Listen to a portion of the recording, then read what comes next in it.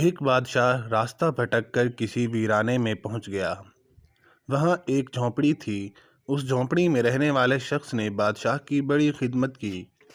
وہ غریب جانتا بھی نہیں تھا کہ یہ بادشاہ ہے۔ مسافر سمجھ کر خدمت کی۔ بادشاہ بہت خوش ہوا۔ جب جانے لگا تو اس نے اپنی انگلی سے انگوٹھی اتاری اور کہا، تم مجھے نہیں جانتے ہو کہ میں بادشاہ ہوں۔ یہ انگوٹھی اپنے پاس رکھو، جب کبھی کوئی ضرورت پیش ہو ہمارے محل میں آ جانا۔ دروازے پر جو دربان ہوگا اسے یہ انگوٹھی دکھا دینا۔ ہم کسی بھی حالت میں ہوں گے وہ ہم سے ملاقات کرا دے گا۔ بادشاہ چلا گیا۔ کچھ دن کے بعد اس کو کوئی ضرورت پیش آئی تو وہ دیہاتی بڑے میاں محل کے دروازے پر پہنچے۔ کہا، بادشاہ سے ملنا ہے۔ دربان نے اوپر سے نیچے تک دیکھا کہ اس کی کیا اوقات ہے بادشاہ سے ملنے کی۔ کہنے لگا، نہیں مل سکتے، مفلس و کلاش آدمی ہے۔ اس دیہاتی شخص نے پھر وہ انگوٹھی دکھائی۔ اب جو دربان نے دیکھا تو آنکھیں پھٹی کی پھٹی رہ گئیں۔ یہ بادشاہ کی مہر لگانے والی انگوٹھی آپ کے پاس؟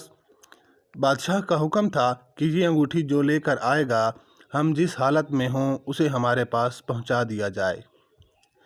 چنانچہ دربان اسے ساتھ لے کر بادشاہ کے خاص کمرے تک گیا۔ دروازہ کھلا ہوا تھا۔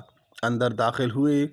اب یہ جو شخص وہاں چل کر آیا تھا اس کی نظر پڑی کہ بادشاہ نماز میں مشغول ہے۔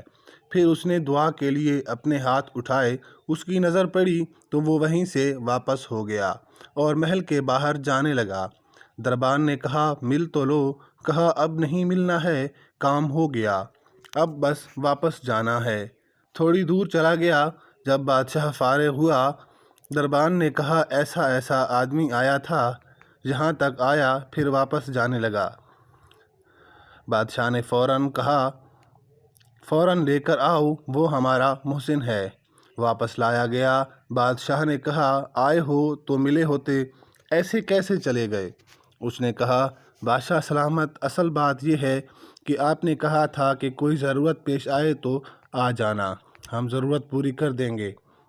مجھے ضرورت پیش آئی تھی، میں آیا اور آ کر دیکھا کہ آپ بھی کسی سے مانگ رہے ہیں، تو میرے دل میں خیال آیا کہ بادشاہ جس سے مانگ رہا ہے کیوں نہ میں بھی اسی سے مانگ لوں۔